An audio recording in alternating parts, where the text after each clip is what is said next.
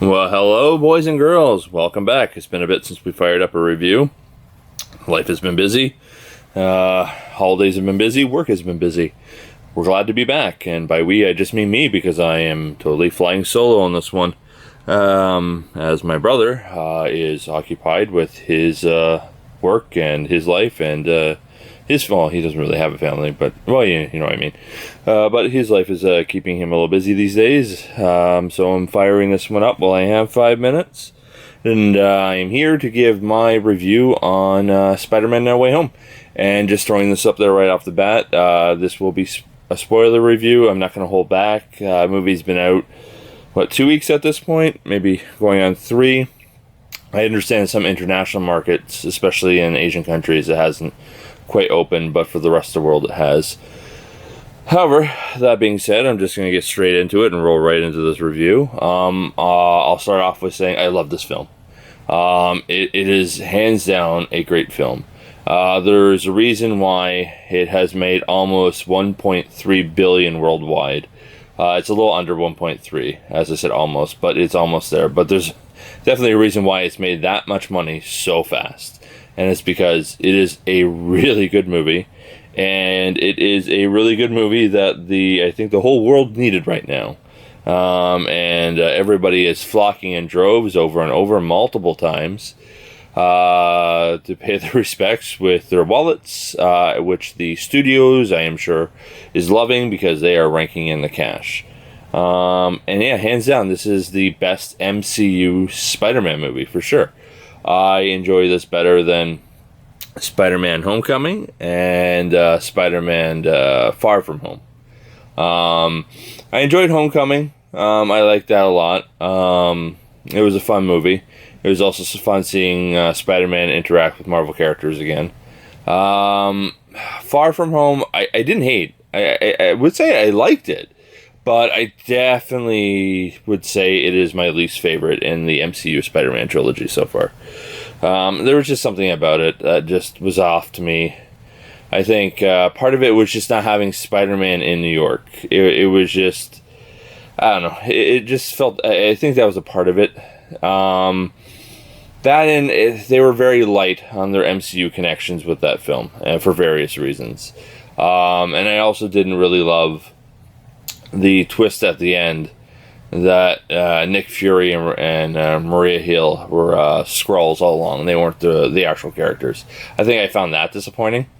But that being said, it wasn't a bad movie. It was okay. I enjoyed it. But it, as I would say, it's probably the weakest in the trilogy for me. Now, getting back to No Way Home. Oh, man.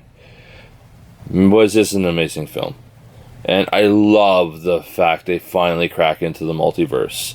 And then you get Tobey Spider-Man, you get Andrew Spider-Man, and you get 5 villains from the previous Spider-Man films. The only downside I would say is I felt they should at least had one of Tom's villains in here, because it really felt like he was just 100% just, cleaning up and fixing up a mess created by 2 other Spider-Man's villains. But that being said, it wouldn't have happened if he didn't go to Doctor Strange to make him do the spell, which is what screwed everything up in the first place. So clearly Tom Spider-Man has a part to play in the blame game for this. But yeah, it was awesome seeing Willem Dafoe back as Green Goblin, Alfred Molina back as Doc Ock, Jamie Foxx back as Electro, Sandman and Lizard were both in here from Spider-Man 3 and The Amazing Spider-Man, respectively. But both actors didn't actually shoot any new scenes. They just voiced their characters. Whatever footage of them in human form was shown in the movies, it was just repurposed from the previous films they were in. So that's 95% of this film, they were just CGI. And I understand part of that was because of the restrictions due to the bug, and having so many people on set and having to coordinate everybody to Atlanta and wherever else they're filming this. So it was just much easier having both their characters be CGI and just having those actors return to voice them. And it's Thomas Hayden Church who does Sandman, and I always mispronounce the actor who plays the Lizard. Reese Ifans or something like that. I apologize, I butchered that name probably horribly, but yeah, it was nice to see and hear everybody. And I will 100% say that this movie did something I wish Marvel Comics did a long time ago. And I know it's going to sound a little harsh, but as I said, this is a spoiler review, so click off if you don't want to hear any more. But I am 100% glad they killed Aunt May. In my opinion, Aunt May has been one of the things that have been holding Spider-Man comics back for years. There's not much more she can really add to the book or do for the book. And I really feel like she should have been killed off and left dead years ago. And she should be long gone, but they stupidly always keep around and keep bringing her back even after they kill her off. And truth be told, I feel like she at this point is honestly just a useless character that holds Peter back in the comics. And it really just keeps everything pigeonholed. And to a degree, I understand why they want to do that with the comics, but after a while you have to understand, like, once you tread water enough, things get boring and they get predictable. And Peter really just needs to move on with his life. However, I'm glad they did that in this movie. So that means Uncle Ben's gone, Aunt May's gone, and it's just Peter in the college years now. And this is what I've been waiting for. Because the one of the downsides I didn't like about the MCU trilogy is having Peter stuck back in high school. I was actually never really a fan of that. That was the most boring part of Spider-Man for me, was Peter in the high school years. I really felt it really opened up and fleshed out when he hit the college years. So I'm really excited where the MCU Spider-Man films are going from here. No Aunt May, no Uncle Ben, and he's in college. Now, getting back to this movie, it was fantastic seeing Tobey and Andrew again. It was phenomenal. I grew up with the Tobey Spider-Man movies. I think they were released when I was in my 20s, but still, like, he was the first big screen Spider-Man, right? So he is essentially my Spider-Man. So it was great seeing Tobey back. And although I wasn't the hugest fan of the Andrew Garfield Spider-Man movies, the Amazing Spider-Man series, I liked the first one. The first one was okay. It wasn't fantastic, but it was okay. The second one stunk. But that being said, Andrew was okay as Spider-Man. Personally, yes, I like Tobey better than him. But that being said, I didn't think he made a bad Spider-Man. But I will 100% say I agree with what everybody else is saying and the fact that he stole the show. He really, honestly, like every moment he was on screen, he stole the show. And even when he first appeared on screen, I've seen this film 3 times now. And all 3 times, like, the crowd gave him a standing ovation when he shows up and pulls off his mask and reveals it's the Andrew Garfield Spider-Man. And which I find surprising because the cheer for him was louder than the cheer was for Tobey, which I kind of find funny because Tobey was, essentially, the more popular of the two. However, that being said, I guess people were just more excited to see Andrew, maybe because they spent less time with Andrew, and this film really got to redeem his Spider-Man. Like, it's awesome, and I hope we get to see more of him moving forward, now that the rumors are starting to circulate that Venom and Morbius actually both take place in the Amazing Spider-Man universe, and that Andrew Garfield's Peter Parker / Spider-Man may show up in a co-starring role in Venom 3, which sounds pretty awesome. And that's the way I guess they can, Sony can have their cake and eat it too, with having their Sony Spider-Verse and having the Andrew Garfield Spider-Man be the Spider-Man in the Sony Spider-Verse, while also getting to play in the MCU sandbox and having the Tom Holland Peter Parker Spider-Man with the MCU films and connecting it to and guest starring in other MCU films not produced by Sony.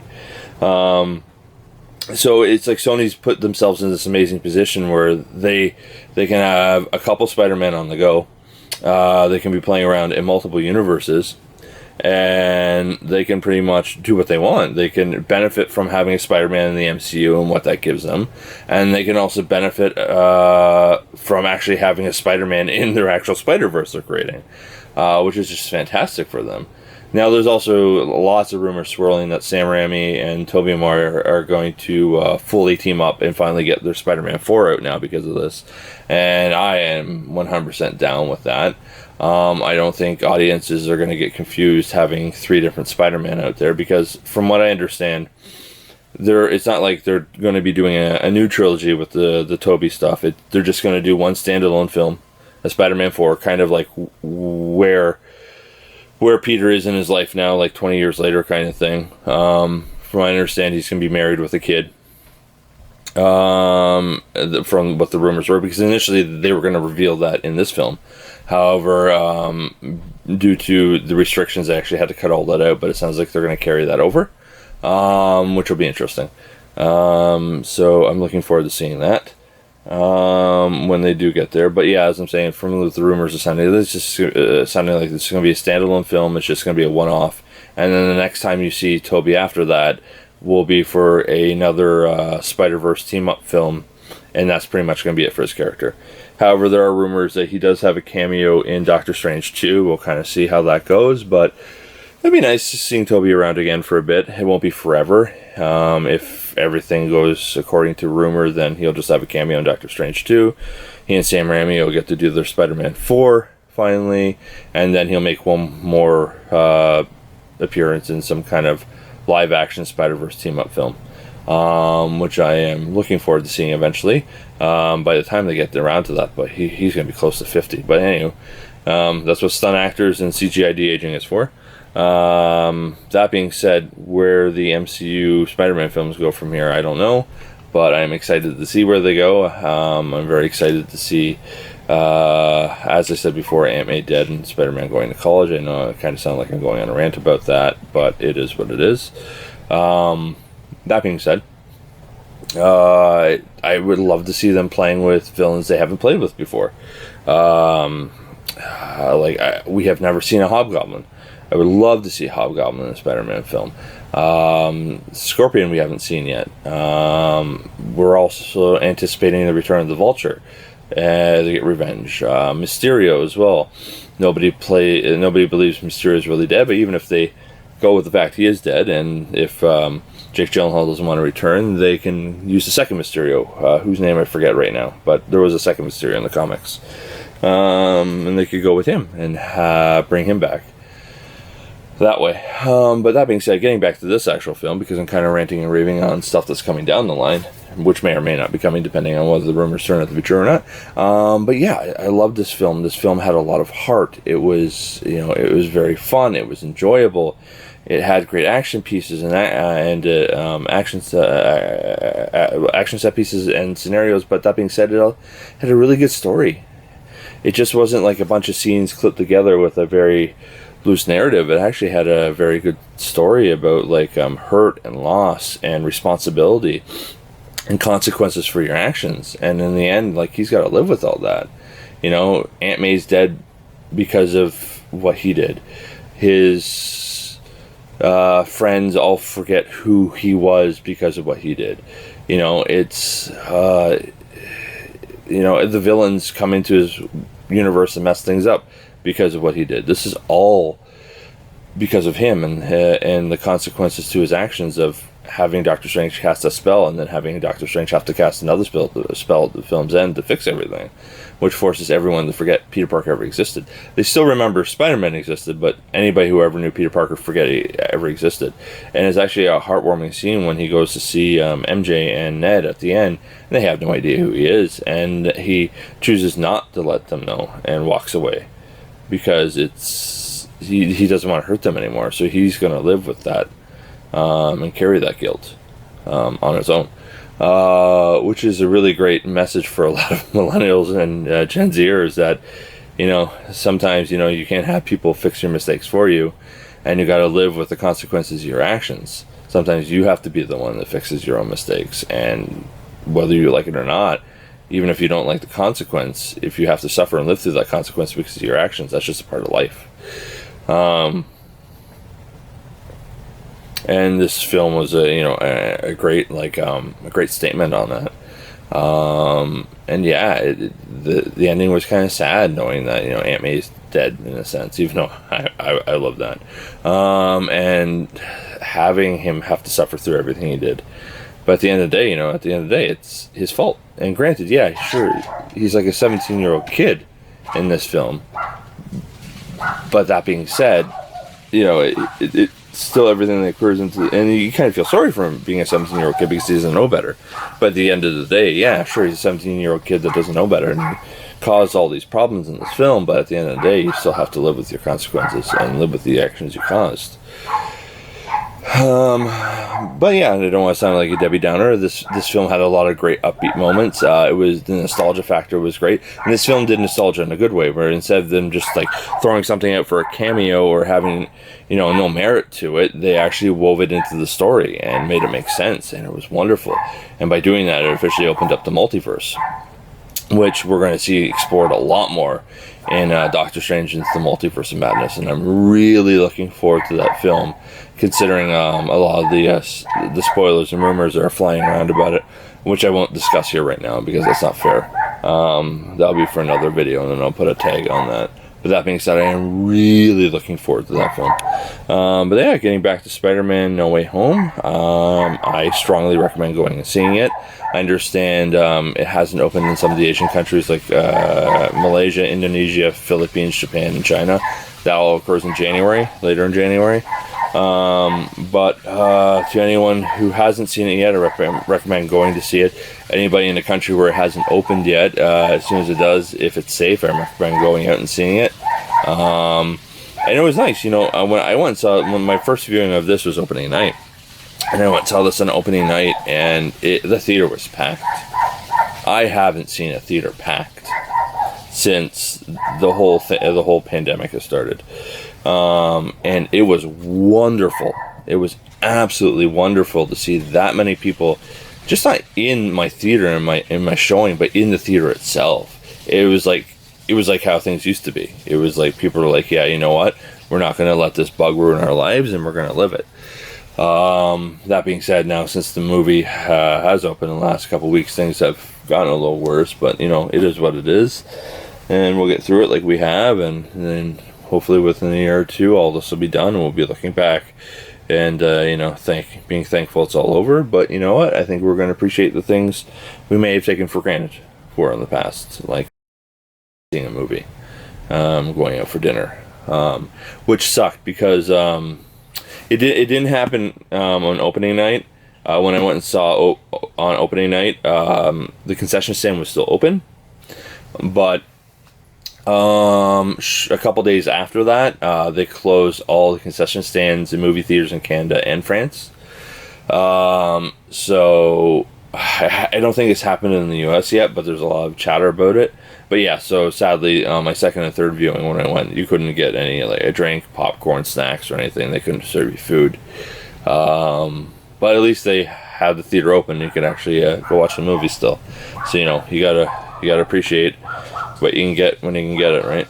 But yeah, that being said, it was a wonderful time. I enjoyed the film.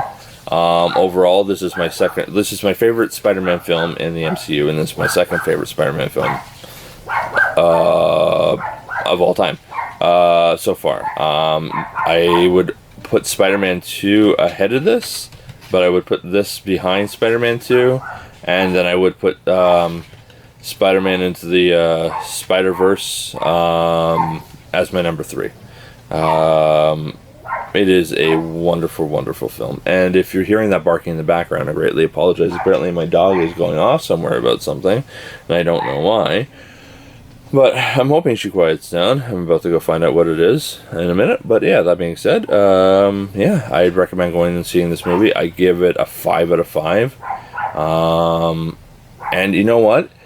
I'm going to also make a comment too about why this movie is so successful. Because it's a good film. And this is exactly the type of film we needed right now. And you know what? There's a reason why this film was far more successful than The Eternals, than what were the other? Shang-Chi and Black Widow. Because Spider-Man is a very popular, recognizable character, and Marvel is really going to need to be putting those characters in the forefront now that we no longer have Cap and Iron Man in the universe anymore. You're going to have to put your big popular known characters out there. You're going to have to get another Hulk film out there. You're going to have to crack some deal with Universal to get it done. You're going to need to do another Spider-Man film. You need to, sooner rather than later, you got to get that Fantastic Four film out there. You got to get the X-Men films and Wolverine into the MCU ASAP.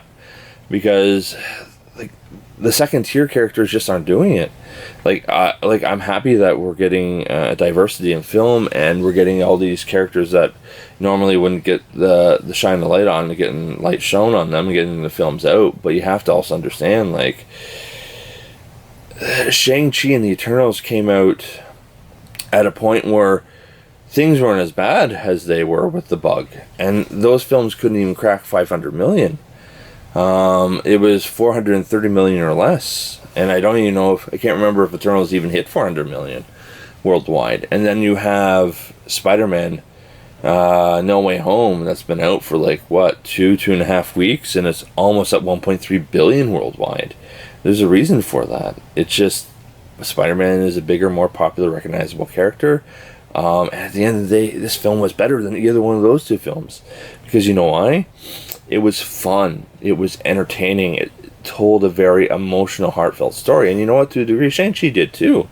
Shang-Chi had that heart, but what Shang-Chi didn't have was the fun. And Shang-Chi and the Eternals problem both were they didn't really feel like MCU movies. They felt like something entirely different. And I think that was part of the problem. They have to understand, when you're making an MCU film, sadly, there is a certain formula, and an MCU film really needs to feel like an MCU film. Sorry if I messed up. It's getting late here. I'm getting a bit tired. But that being said, for better or worse, I know some people find it a pigeonhole, but it really shows. Like, right now, you've lost some popular characters. Don't go against the grain too much. Do what works. Try new things every now and then, but also try new things when you actually have a plan worked out. Because Shang-Chi was fine, but Shang-Chi needed to be more fun, and I feel if Shang-Chi was a more fun movie, it would have made more money. Eternals' problem was it was just a garbage fire. It had a poor script. It had a director who didn't know what she was doing. The visual style didn't match what the film should have been. It had a lot of weak villains. Like, you basically introduced this generic alien thing as the so-called main protagonist of the film, and then you 11th hour M. Night Shyamalan it and say, oh, here's a twist, and you reveal the secret villain all along was the white hero, which I just found hilarious. I laughed at it. I'm like, yeah, go 2021. So, and like a lot of people in the theater when I saw that, like a lot of people groaned at that reveal in the Eternals when was it Icarus or the guy from Game of Thrones who played Robb Stark, when they revealed his character was the secret bad guy all along. Everybody just groaned. It was like, oh god, not this again. And it just showed how out of touch they are with the general audience and the average person. And I understand, like, to a degree, like, I understand the message they're trying to send, but also to a degree, like, the general public is just done with certain political ideologies and certain messages just being shoved down everybody's throat. And the Eternals was a victim of that, because people were just like, we see what you're trying to do here, no thank you, and also on top of it, you didn't have a good movie to back it up. Where, like, we could have tolerated this even if it was a good movie, but you had a message that's tired and through out and done. You had a bad script, and you had a director who was definitely not directing in the right film. It was a recipe for disaster, and there's a reason why the Eternals wasn't as financially successful as it should have been, and there's actually a reason why the Eternals is the only MCU film that has a rotten rating on Rotten Tomatoes. But you know what? That being said, I will end it on a positive note. Go see Spider-Man No Way Home. It's an awesome film. You won't regret it. Alright, have a good one, everyone. Bye.